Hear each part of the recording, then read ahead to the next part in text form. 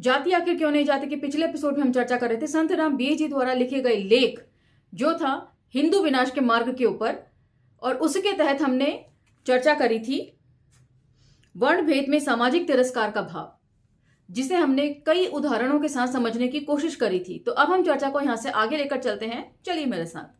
जय भीम, मैं शालिनी और आप देख रहे हैं अंबेडकर नामा। आज का टॉपिक है वर्ण भेद और अस्पृश्यता, और इसमें कुछ ऐसे उदाहरण में प्रस्तुत करेंगे जो काफी रोचक हैं। ध्यान से सुनिएगा। जो लोग वर्ण भेद को बनाए रखकर अस्पृश्यता को दूर करने का यत्न करते हैं, वे नहीं जानते कि वे क्या कर रहे हैं। वे रोग के मूल कारण को दूर न करके केवल उसके बाह्य लक्षणों को ही छिपा देना चाहते हैं। जात पात एक क्रमबद्ध अस्पृश्यता है। इसमें प्रत्येक हिंदू दूसरे हिंदू के लिए अस्पृश्य है। अंतर केवल अस्पृश्यता के अंश में है। कोई कम अछूत है और कोई अधिक। एक के यहां आप दाल भात खा सकते हैं पर बेटी व्यवहार नहीं कर सकते। दूसरे के यहां बेटी व्यवहार नहीं कर सकते, दूसरे के यहां बेटी व्यवहार तो दूर, आप दाल भात भी नहीं खा सकते, केवल पकवान खा सकते हैं। खासा व्यंग्य कर रहे हैं पंडित जी, कृपया ध्यान दें। तीसरे के यहां पकवान भी नहीं खा सकते, केवल सूखा सीधा ही ले सकते हैं। चौथे के यहां आप पानी भी नहीं पी सकते। इसी प्रकार पांचवा ऐसा हिंदू है जिसके साधु छू जाने से आप अपने आप को भ्रष्ट मानने लगते हैं। इस प्रकार अछूतपन रूढ़ी कोड़ का विषय सारे हिंदू समाज में व्याप्त है। जिनको आप अछूत मानते हैं वे तो समाज का एक निम्नतम अंग है, जहां कोड़ नासूर के रूप में फूटकर बह रहा है। इसलिए अछूत को दूर करने के लिए उसके मूल कारण जात पात को मिटाना परम आवश्यक है। यहां जात पात होती है, वहां अस्पृश्यता भी होती है। जहां जात पात नहीं होती वहां अस्पृश्यता भी नहीं होती। धर्म या कोई नियम मनुष्यों के लिए होता है, मनुष्य धर्म के लिए नहीं। ये सबसे अहम बात है। धर्म भी मनुष्य ने ही बनाया है। किसी नियम या प्रथा को किसी समय हानिकारक सिद्ध हो जाने पर उसे छोड़ देने में ही मनुष्य समाज का कल्याण होता है। उसकी मुर्दा लाश के साथ चिपटे रहने का फल मृत्यु ही हो सकता है। और यही कुछ बातें जो हैं भगत सिंह ने अपने लेख मैं नास्तिक क्यों हूं में भी लिखी हैं। प्लेलिस्ट में आप उसे भी चेक कर सकते हैं। वर्ण व्यवस्था भी आज के साम्यवाद और साम्यवाद की तरह एक वाद मात्र ही था और लज्जाजनक रूप से विफल सिद्ध हो चुका है। इस समाज को लाभ की अपेक्षा हानि ही अधिक हुई है। इसलिए अब इसे छोड़ देने में ही हमारा हित है। जो लोग जाति भेद को रक्त की पवित्रता बनाए रखने का साधन बताते हैं वे भारी भ्रम में हैं। तो रक्त की शुद्धता को लेकर एनालिएशन ऑफ कास्ट यानी कि जाति के विनाश में भी हमने डॉक्टर अंबेडकर के विचार पढ़े थे, लेकिन यहां पर कुछ ज्यादा इंटरेस्टिंग रोचक उदाहरण आपको सुनने को मिलेंगे। सुनिए। इस समय भारत में ब्राह्मण से लेकर शूद्र तक कोई ऐसी जाति नहीं है जिसमें किसी दूसरी स्वदेशी या विदेशी जाति का रक्त मिश्रण ना हुआ हो। ब्राह्मण में भी मंगोल, चीन, यहूदी और ग्रीक रक्त का मिश्रण हो चुका है। हमारे बहुत से प्राचीन ऋषि मुनि जैसे कि वशिष्ठ, पाराशर, व्यास, परशुराम, मुदगिल जात पात तोड़क विवाहों की ही संतान थे। और इसी कड़ी में आप मिथकीय रावण के कैरेक्टर को जोड़ सकते हैं और साथ साथ इतिहास के सबसे महान शासक सम्राट अशोक को भी जोड़ सकते हैं। वैज्ञानिकों का मत है कि यदि दो व्यक्ति सांस्कृतिक दृष्टि से एक ही धरातल पर हों तो फिर उनमें से चाहे एक अफ्रीका का हॉटाई टॉर हो या दूसरा यूरोप का नॉर्डिक, इन दोनों के आपस में विवाह से उत्तम संतान ही पैदा होगी। इसके विपरीत यदि एक ही जाति के दो व्यक्ति सांस्कृतिक दृष्टि से विभिन्न स्तरों पर हैं तो उनके विवाह से निकृष्ट संतान उत्पन्न होगी। हम ऊपर कह आए हैं कि जाति भेद को नष्ट किए बिना अस्पृश्यता निवारण कठिन है। जिनको अछूत कहा जाता है उनमें भी आगे उसी तरह ऊंच नीची जातियां हैं जैसे कि सवर्णों में हैं। ये भी आपस में बनी और ब्राह्मण की तरह विवाह नहीं करते। कोई चमार भंगी से रोटी बेटी का व्यवहार करने को तैयार नहीं है। जिस तरह सवर्ण लोग सरकारी नौकरियों और विधानसभाओं के चुनाव में अपनी अपनी जाति का ही पक्ष लेते हैं, उसी प्रकार कथित अछूत भी सब कहीं अपनी अपनी जाति का ही पक्ष करते हैं। तो इस चीज की चिंता डॉक्टर राम मनोहर लोहिया जी ने भी अपने लेख में जताई थी कि आरक्षण का लाभ भी कहीं मुट्ठी भर लोगों तक ही ना सिमट कर रह जाए। बात वास्तव में यह है कि अछूतपन गंदा काम करने, मैला ढोने, अनपढ़ या दरिद्र होने में नहीं, यह तो जात पात में ही है। इसीलिए मैला कुचैला अनपढ़ और कुकर्मी द्विज भी समाज में पूजित होता है और पढ़ा लिखा साफ सुथरा कुकर्मी भंगी भी नीच समझा जाता है। तुलसीदास ने अपनी रामायण में कहा है, पूज्य विप्र शील गुणहीना शूद्र न गुणगान ज्ञान प्रवीणा, के द्विज चाहे कितना भी बेवकूफ हो उसकी पूजा होनी चाहिए, और शूद्र कितना भी इंटेलिजेंट हो उसको हमेशा दुत्कार ही मिलने चाहिए। उससे पहले भी हम तुलसीदास को कोट कर चुके हैं उनके रामायण की चौपाइयों के जरिए। शूद्र पशु ढोल और नारी सकल ताड़न के अधिकारी। तो साहित्य के जरिए भी छूत की बीमारी को खूब फैलाया है साहित्यकारों ने। इसीलिए इस वर्ण व्यवस्था को ही मिटाए बिना काम नहीं चलेगा। लड़ाई झगड़े दूसरे देशों में भी होते हैं, भाई भाई और पति पत्नी में भी लड़ाई हो जाती है। तो बड़ा इंटरेस्टिंग एग्जाम्पल दिया है इन्होंने। लोग कहते हैं भाई भाई में लड़ाई होती है, दो देशों में लड़ाई होती है, कहते हैं पति पत्नी में भी लड़ाई होती है, परंतु उनको आपस में जोड़ने वाली शक्तियां उनको फोड़ने वाली शक्तियों से भी अधिक होती हैं। इसलिए वह लड़ भिड़कर कुछ काल उपरांत फिर मिलकर एक होकर इसके विपरीत हमारे यहां विलग होने वाली शक्तियों से इससे अधिक हैं कि सभी लड़ भिड़कर एक हो जाते हैं। लेकिन जाति इस तरह काम नहीं करती। इसलिए हमारे यहां हिंदू और मुसलमान का ही नहीं वरन ब्राह्मण और भंगी, राजपूत और कहार के बीच का वैमनस्य कभी शांत होने में नहीं आता। तो लड़ाई सिर्फ धार्मिक स्तर पर ही नहीं है, ये जाति के स्तर पर भी है। और जाति की छूत अब सिर्फ हिंदू धर्म में ही नहीं रह गई है, दूसरों में भी ये खूब तेजी से फैल चुकी है। वे आज तक कभी भी मिलकर एक राष्ट्र नहीं बन सके। इसका कारण जाति पाति के सिवाय और कुछ नहीं है। उसके बाद वे अगले टॉपिक में कुछ उपाय हैं जो वे बताते हैं, उसे सुनिए। जात पात को मिटाने के उपाय। जात पात कोई हिंदुओं की सामाजिक बुराई नहीं है, यह एक राष्ट्रीय महारोग है जो देश के सहस्त्र वर्ष व्यापी दास्ता का कारण बना है। इसीलिए इसको मिटाना सरकार का परम कर्तव्य है। इसके लिए मेरे निम्नलिखित सुझाव हैं। तो सरकार यदि चाहे तो ये सब चीजें समाप्त हो सकती हैं। पहला, जात पात तोड़कर विवाह करने वाले जोड़ों और उनकी संतान को सरकारी नौकरी में प्राथमिकता दी जाए। दूसरा, स्कूलों और कॉलेजों की पाठ्य पुस्तकों में जात पात के विरुद्ध पाठ दिए जाएं। और आजकल किस तरीके से सरकार जो है वो एकदम सिलेक्टिव सिलेबस पढ़ा रही है।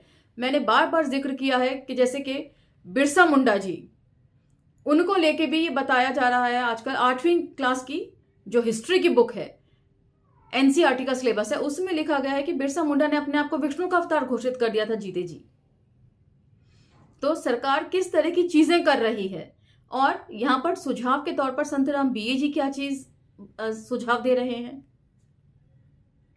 तीसरा, लोग अपने को ब्राह्मण, क्षत्रिय, सछूत अछूत समझना छोड़कर केवल भारतीय समझने लगे। नामों के साथ शर्मा, वर्मा, गुप्ता, ठाकुर, चौधरी और लाला, पंडित आदि जाति सूचक शब्दों का इस्तेमाल बंद कर दिया जाए और जाट कॉलेज, कायस्थ पाठशाला, कान्य कुब्ज विद्यालय आदि जात पात की संस्थाओं को न तो सरकारी अनुदान दिया जाए और न इनको शिक्षा विभाग स्वीकृति ही दे।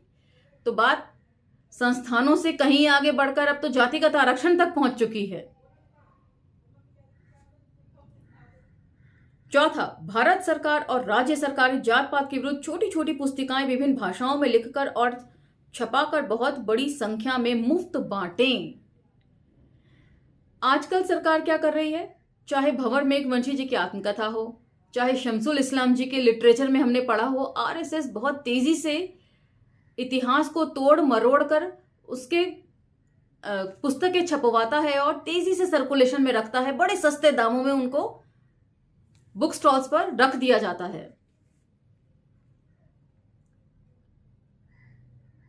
पांचवा, जात पात के विरुद्ध लिखी गई अच्छी अच्छी पुस्तकों पर सरकार पारितोषिक दिया करे।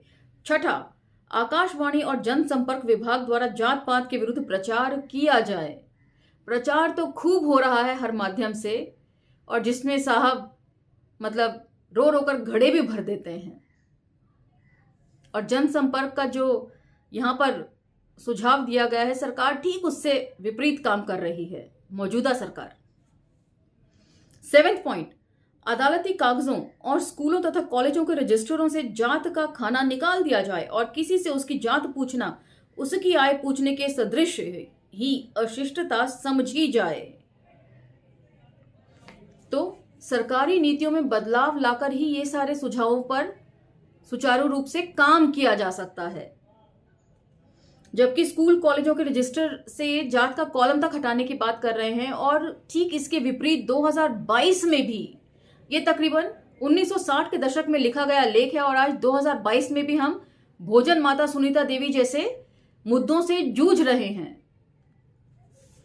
8 पॉइंट, कथित उच्च वर्ण के बहुत से युवक और युवतियां ऐसी निकलें जो राष्ट्र सेवा के भाव से परिगणित और पिछड़ी जातियों के लड़के लड़कियों के साथ विवाह करें। तो यहां पर भगत सिंह का लेख अराजकता मुझे याद आता है। अराजकता 1, 2, 3 करके जो उन्होंने लेख लिखा था, वो भी प्लेलिस्ट में है, उसे भी आप चेक कर सकते हैं। 9वां पॉइंट, परिगणित और पिछड़ी जातियों को आर्थिक और शैक्षणिक दृष्टि से ऊंचा उठाने के लिए सरकार उनको विशेष सहायता और सुविधा प्रदान करे, जिससे उनके और कथित उच्च जातियों के बीच की विषमता दूर होकर आपस में शादी ब्याह का होना आसान हो जाए।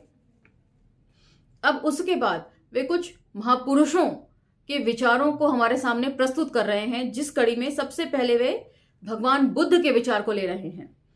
पहला, भगवान बुद्ध ने जनता को अपना दीपक आप बनने का उपदेश देते हुए कहा था कि किसी बात को केवल इसलिए ही मत मानो कि दूसरे लोग इसे मानते हैं, इसीलिए ही मत मानो कि तुम्हारे पूर्वज उसे मानते आए हैं, इसलिए ही मत मानो कि कोई गुरु या महात्मा उसे मानने को कहता है, या इसलिए ही मत मानो कि वे किसी धर्म ग्रंथ में लिखी है, वरन आप उसे युक्ति एवं तर्क की कसौटी पर कस कर देखो कि वैज्ञानिक दृष्टिकोण अपनाना चाहिए, धार्मिक या अंधविश्वास के अलावा। यदि वह सत्य और हितकर जान पड़े तभी उसे मानो, नहीं तो छोड़ दो। इस पर भी जो लोग अपने लिए आप सोचने का कष्ट उठाना पसंद नहीं करते, उनके लिए आगे हम कुछ विचारकों और नेताओं के वचन देते हैं। तो क्योंकि हमारे देश में अशिक्षा का माहौल बहुत ज्यादा है, बहुत ज्यादा लोग अशिक्षित हैं, इसीलिए शायद वो बहुत ज्यादा विद्वानों की तरीके से सोच नहीं सकते। डॉक्टर अंबेडकर ने भी अपने जाति के विनाश में इस बात को स्पष्ट तौर पर लिखा है। 24 या 25वां पॉइंट है जिसमें उन्होंने इस बात को कोट किया है कि विद्वानों का काम क्या होता है। आम जनता दूरदर्शी नहीं होती, वो एक अच्छी फॉलोअर होती है, जबकि विद्वान बहुत दूरदर्शी होते हैं, वो दूर तक सोच सकते हैं किसी इंपैक्ट को लेकर। इसीलिए ये विद्वानों का फर्ज बनता है कि वो समाज को सही डायरेक्शन में लेकर आगे बढ़े। उसी संदर्भ में सबसे पहला जिस विद्वान को संतराम बीएजी ने कोट किया है वे हैं डॉक्टर अंबेडकर खुद। सेकंड, डॉक्टर अंबेडकर, जाति विहीन समाज की स्थापना के बिना स्वराज्य प्राप्ति का कोई महत्व नहीं। तीसरा, जवाहरलाल नेहरू, भारतवर्ष में जात पात प्राचीन काल में चाहे जितनी उपयोगी क्यों ना रही हो, पर इस समय सब प्रकार की उन्नति के मार्ग में यह सबसे बड़ी बाधा और रुकावट बन रही है। आज ये हमारी दया का पात्र नहीं और किसी भी भावना के अधीन होकर हमें इसके साथ मोह नहीं करना चाहिए। हमें इसको जड़ से उखाड़ अपनी सामाजिक रचना एक दूसरे ढंग से करनी होगी। मैं जात पात तोड़क मंडल के लिए जो इस कार्य को कर रहा है पूर्ण सफलता चाहता हूं। फोर्थ, मालीराव जयकर, एक बात तो हमने स्वराज्य संग्राम में सीखी है, वह यह है कि हम जात पात को सर्वथा मिटाकर जन्म की बड़ाई का त्याग कर देना चाहिए। इस युग में ही हमारा यही धर्म होना चाहिए। तो सभी धर्म के लोगों ने और सभी जाति के लोगों ने कंधे से कंधा मिलाकर इस देश की स्वतंत्रता के लिए बलिदान दिया है। कोई ये कहे कि सिर्फ कुछ खास धर्म के लोगों ने ही बलिदान दिया है तो ये बात सरासर झूठी है। और लिटरेचर तथा इतिहास के जरिए दूसरी जातियों और दूसरे धर्मों का इतिहास भी खूब दबाया गया है। तो बार बार मैं कहती हूं कि इतिहास की रीरीडिंग बहुत जरूरी है। 5, सर शंकरन नायर, मैं स्वयं अब्राह्मण हूं। हम अब्राह्मणों का यह दृढ़ निश्चय है कि हम जाति भेद से उत्पन्न होने वाली किसी बाधा को अपनी सामाजिक और राजनीतिक प्रगति के मार्ग में खड़ा नहीं होने देंगे और इस उद्देश्य के पूर्ति के लिए हमने निश्चय कर लिया है कि हम उन लोगों को जो जाति भेद के पक्ष पोषक हैं किसी प्रकार के विशेष अधिकार प्राप्त नहीं करने देंगे। 6, विनायक दामोदर सावरकर। अब इनका सुनिए। मैं जात पात तोड़क मंडल के उद्देश्य के साथ पूर्णतः सहमत हूं। शुद्धि, छूत छात निवारण। छूत छात ही लिखा है, इसीलिए मैं वही पढ़ रही हूं। बीच में आप लोग बार बार कमेंट करके टोक टाक मत किया कीजिए, क्योंकि यहां पर जो शब्द लिखा है मैं वही पढ़ती हूं हूबहू। शुद्धि, छूत छात निवारण और संगठन इत्यादि इसी प्रकार के उद्देश्य इस एक ही वाक्य के अंदर पाए जाते हैं कि जात पात का झंझट तोड़ दो। 7, विश्व कवि रविंद्रनाथ ठाकुर यदि हिंदू धर्मोन्मत्त विधर्मियों के घातक आक्रमणों से अपनी रक्षा करना चाहते हैं तो उन्हें जाति पाति को मिटाकर अपने को संगठित करना होगा। सुरक्षा का भार केवल क्षत्रियों पर न डालकर सभी के ऊपर बराबर तौर पर डलना चाहिए, क्योंकि सभी इस देश के बाशिंदे हैं और इस देश की रक्षा करने के लिए सभी को आगे आना चाहिए। 8, राष्ट्रपिता महात्मा गांधी। जाति पाति तोड़क विवाह आपत्तिजनक नहीं है। शूद्र पुरुष ब्राह्मण स्त्री से विवाह कर सकता है।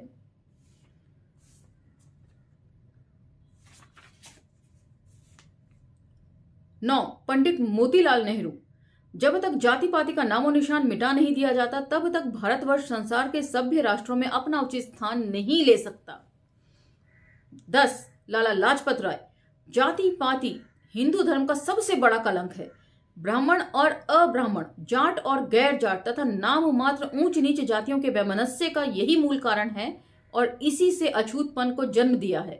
जब तक हिंदू जाति पाति की बेड़ियों से मुक्त नहीं होते तब तक उनका एक राष्ट्र बनना असंभव है।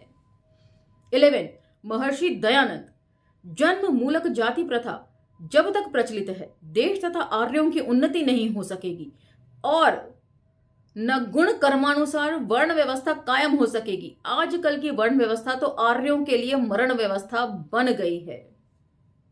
तो यहां पर साफ तौर पर उन्होंने आर्यों की उन्नति के लिए इस चीज को माना है और इससे पहले लोहिया जी ने और संतराम बीए जी ने भी खूब खिल्ली उड़ाई है इस चीज की, और भदंत जी ने भी इस चीज को खूब लिखा है कि यदि उन्हें इसमें आर्यों का नुकसान नहीं दिखता तो शायद वो कभी जात पात तोड़ने की बात भी ना करते। 12, श्री स्वामी श्रद्धानंद। मैंने अपना यह विषय बना लिया है कि किसी ऐसे विवाह संस्कार में सम्मिलित नहीं होऊंगा और न ही उस जोड़े को आशीर्वाद दूंगा जिसमें जाति पाति का बंधन ना तोड़ा गया हो। तो ये एक अच्छी पहल है। 13, महात्मा नारायण स्वामी। जाति पाति का बंधन हिंदू जाति के लिए कलंक का टीका है और इसने सारी हिंदू जाति को छिन्न भिन्न कर रखा है। हिंदू जाति में परस्पर घृणा और द्वेष का प्रचार इसी की कृपा का फल है। इसलिए आर्य जाति की उन्नति इस बंधन को तोड़ने पर ही अवलंबित है। तो बहुत से ऐसे महापुरुष हैं जो बार बार आर्य जाति का आह्वान कर रहे हैं कि आर्य जाति को आगे बढ़ने हैं तो इस चीज को पीछे छोड़ना होगा, अदरवाइज मुझे लगता है कि उन्हें इसमें कोई बुराई नजर नहीं आती। 14, महाशय देवराज प्रधान, कन्या महाविद्यालय जालंधर। जाति पाति के अयोग्य बंधनों ने हमें ऐसा अभिमानी, आलसी और कर्महीन बना दिया है कि हम मनुष्य कहलाने के भी योग्य नहीं रहे। यह कुप्रथा तोड़ने के योग्य है। 15, डॉक्टर श्री भगवान दास MA काशी। वर्तमान काल में जाति प्रथा जिस रूप में प्रचलित है उसका एकांत रूप से विनाश करना ही होगा। अगर भारत की जनता को नया जीवन प्राप्त करना है तो उसे वर्ण भेद के वर्तमान रूप को मिटा देना होगा, क्योंकि ये उन्नति के सभी मार्गों में भयंकर बाधा है। 16, डॉक्टर मुंजे। अंतरजातीय विवाह द्वारा ही हम जाति पाति को मिटा सकते हैं। 17, सर हरि सिंह गौड़। जाति पाति हिंदुओं की एकता और उन्नति में रुकावट है। इस हानिकारक प्रथा के विरुद्ध नवयुवकों को आंदोलन करना चाहिए। 18, स्वामी राम तीर्थ। देश और धर्म तुमसे आशा करता है कि जाति पाति के अत्यंत कठोर नियमों को तुम ढीला कर डालोगे और भ्रातृ भाव के प्रकाश के लिए तुम कड़े वर्ण भेदों को नियंत्रित कर दोगे। तो जहां तक मुझे लगता है कि युवा वर्ग का आह्वान कर रहे हैं ये, कि युवाओं के लिए करना ज्यादा आसान है। 19 स्वामी सत्यदेव परिव्राजक, जाति पाति की दीवारों को गिरा दो, फूट के कारण को मिटा दो, तभी वास्तविक संगठन हो सकेगा। 20 सर पी.सी. राय, जब तक जन्म मूलक जाति भेद का अंत न होगा और वर्ण व्यवस्था गुण कर्मानुसार न मानी जाएगी, तब तक देश की स्वतंत्रता स्थायी नहीं रह सकती। जाति पाति के कृत्रिम भेदभाव हमारे देश की उन्नति के मार्ग में बाधक सिद्ध हो रहे हैं, इसलिए इन्हें शीघ्र दूर कर देना चाहिए। 21 श्री के नटराजन, वर्तमान जाति पाति शास्त्र और तर्क दोनों के विरुद्ध हैं। हिंदुओं की आपस की फूट का यही कारण है।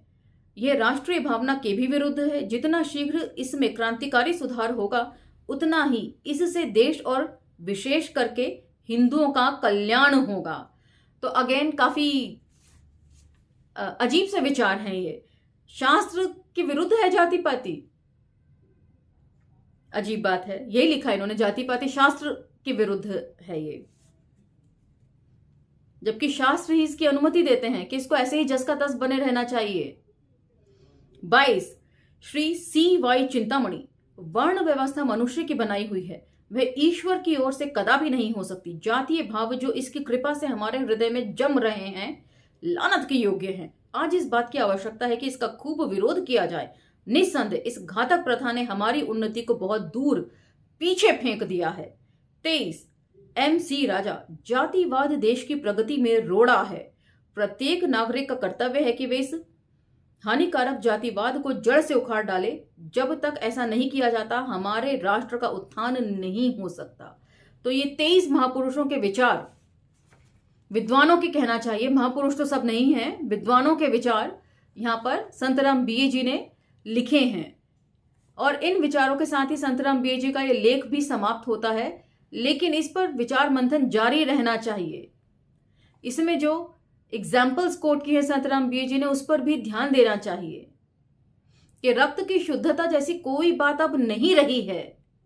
इतिहास में भी कभी नहीं थी, तो वर्तमान युग में कैसे होगी, इसके ऊपर भी सोच विचार कीजिएगा। इसी के साथ ये आर्टिकल समाप्त होता है। अगले एपिसोड में हम अगला आर्टिकल लेंगे जो है राहुल सांकृत्यायन जी का, और जानेंगे उनके विचार। तब तक आज्ञा दीजिए और अंबेडकर नामा को लाइक शेयर सब्सक्राइब करते रहिए। इन वीडियो को ज्यादा से ज्यादा स्प्रेड करिए। धन्यवाद।